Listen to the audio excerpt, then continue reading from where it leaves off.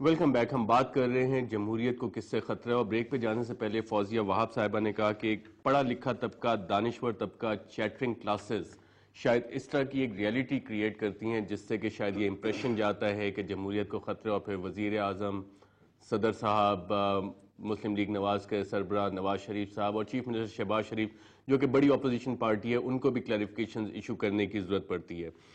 اب سے کچھ دن پہلے ایک رپورٹ آئی، پلڈت ایک این جی او ہے جس نے کہا کہ جی ایم این ایز کے ایسٹس تقریباً 300 گنا بڑھ گئے 2002 سے.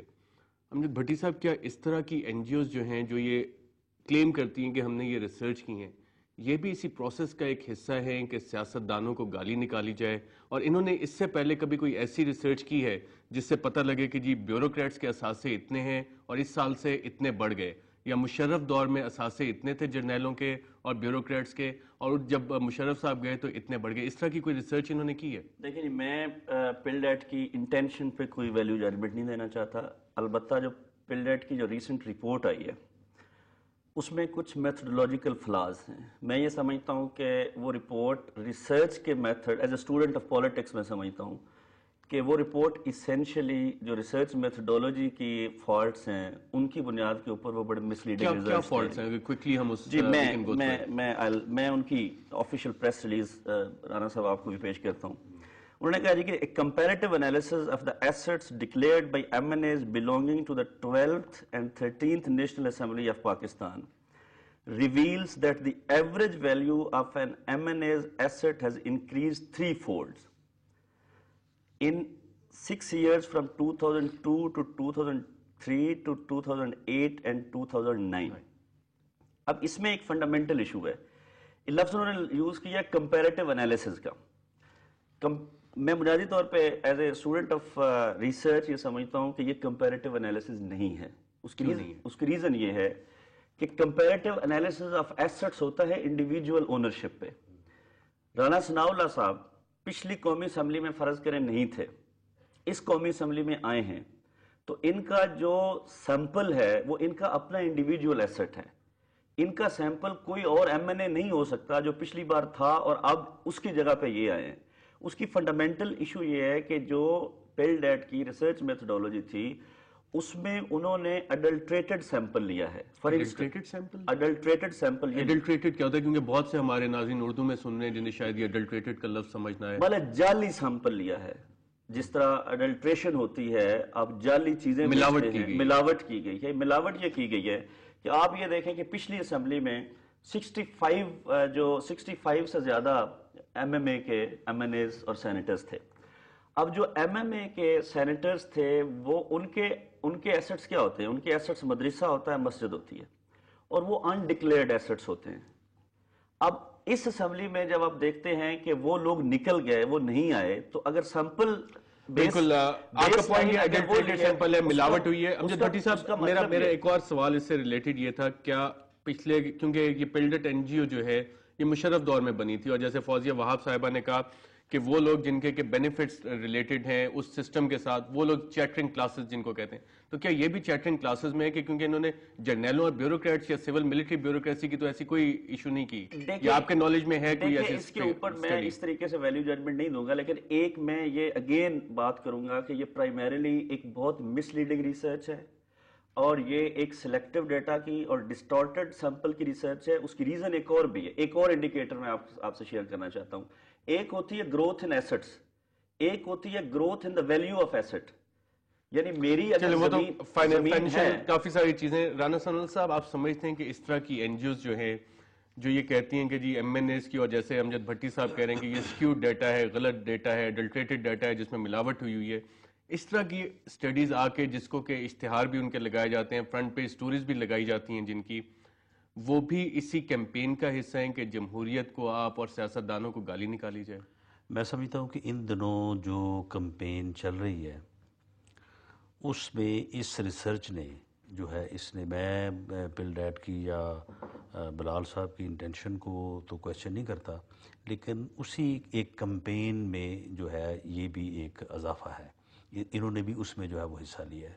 تو اس لیے معاملہ یہ ہے کہ ایک ڈیموکریٹک گورنمنٹ کے خلاف، ایک پولیٹیشین کے خلاف اس وقت ماحول یہ ہے کہ آپ جو کہہ دیں آپ کہہ سکتے ہیں، آپ کو کوئی روکنے والا نہیں ہے، آپ کو کوئی پوچھنے والا نہیں ہے، اور کوئی آپ کو ثابت کرنے کی بھی ضرورت نہیں ہے کہ جو آپ نے کہا ہے وہ سچ کہا ہے، کیونکہ کسی جگہ پہ آپ کی اکاؤنٹیبلٹی نہیں اس بنیاد کے اوپر ہوگی۔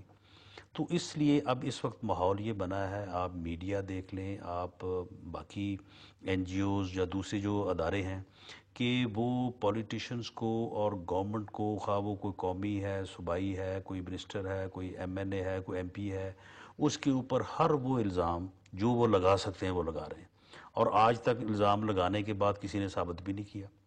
یعنی اب پل ڈیٹ جو ہے، یا تو یہ ہے نا کہ یہ جائے کسی کورٹ آف لا میں کہ جی ان لوگوں نے کرپشن کی ہے، اس وجہ سے ان کے اثاثے جو ہیں وہ بڑے ہیں، لیکن وہ تو اسٹڈی اس لہٰذا طرح ان کے سے خلاف سامنے جو ہے آئی ہے کہ اس پہ ایک اسپیشل کلاس ہوتی ہیں۔ فوزیہ وہاب صاحبہ، آپ حکومت میں ہیں، اس طرح کی این جی اوز جب اس طرح کی چیزیں پریزنٹ کرتی ہیں اور پیش کرتی ہیں، اور جو فورن فنڈنگ بھی ان کو آ رہی ہوتی ہے، جو ذرائع بھی شاید حکومت کو معلوم ہوتے ہیں، تو ان کے خلاف کوئی ایکشن کیوں نہیں لیا جاتا؟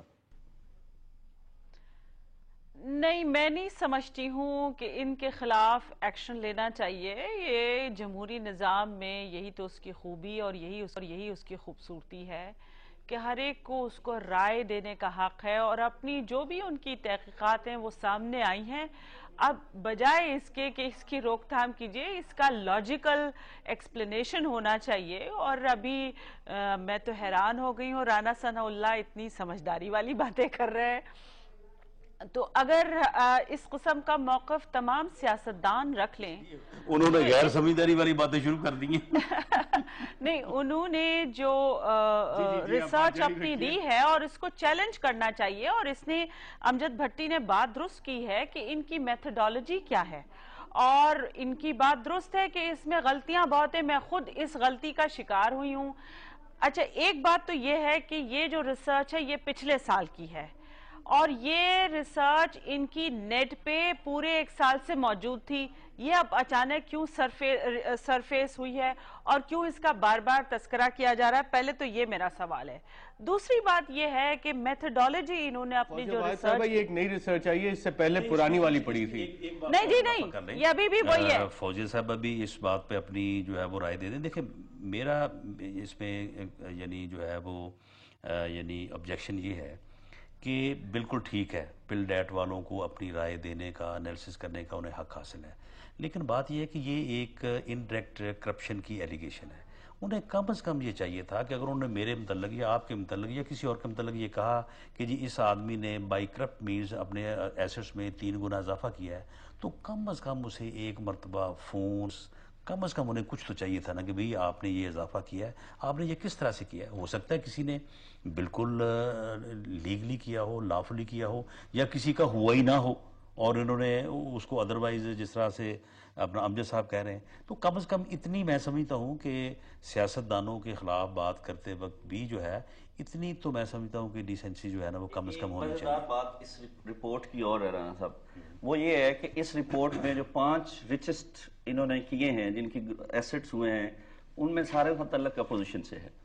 اب ایک جو اپوزیشن کون سی والی؟ مسلم لیگ نواز سے ہے یا کیوں سے؟ اپیرنٹلی میں نیشنل اسمبلی کی بات کر رہا ہوں کہ اس میں مثال کے طور پہ دیکھیں جی، شاہد خاقان عباسی صاحب ہیں، جہانگیر ترین صاحب ہیں، سعید احمد ظفر صاحب ہیں جو کہ انڈیپینڈنٹ ہیں، اور نصرت صادق صاحب ہیں۔ ایک اور بڑا انٹرسٹنگ اس میں ٹریپ ہے کہ اس کا مطلب یہ ہوا کہ جو عمومی تاثر ہے کہ کرپشن کا تعلق حکومت اور پاور سے ہے۔ اگر یہ بات ہے تو اس کا مطلب تو یہ ہوا کہ اس ڈیٹا کے اوپر اگر گروتھ بڑی ہے، اگر ایسٹس بڑے ہیں ڈیموکریسی میں، تو اس میں دو کوسچنز ہیں میرے۔ ایک کوسچن یہ ہے کہ اس کا مطلب یہ ہے کہ یہ عمومی تصور غلط ہے کہ کرپشن کا تعلق پاور اور حکومت سے ہے۔ دوسرا سوال میرا یہ ہے کہ کوسچن یہ ہے کہ اس کا مطلب یہ ہے کہ جمہوریت جو ہے وہ اپنے مخالفین کے اقتصادی بدحالی جو ہے اس کے وتیرے پہ نہیں چلتی جس طرح ماشاء اللہ چلتا ہے، کہ اگر جمہوریت میں جائز طریقے سے اپوزیشن لوگوں کے بھی ایسٹس بڑھ رہے ہیں۔ لیکن جب امجد صاحب کہہ رہے ہیں ڈیٹا ہی اسکیوڈ ہے، ایڈلٹریٹڈ ہے، تو آئی تھنک اس کے بجائے ہمیں یہ بھی کوشچن کرنا چاہیے کہ جیسے فوزیہ وہاب صاحبہ نے پوائنٹ آؤٹ کیا تھا کہ کون لوگ ہیں جو بینیفٹ کرتے ہیں اس سسٹم سے جس میں اکاؤنٹیبلٹی نہیں ہوتی، اور پچھلے کچھ سالوں میں پلڈیٹ کو کہاں سے فنڈنگ آئی، کیا اس کو بھی کبھی منظر عام پہ لایا گیا یا نہیں؟ یہ سوال اٹھائیں گے ایک وقفے کے بعد۔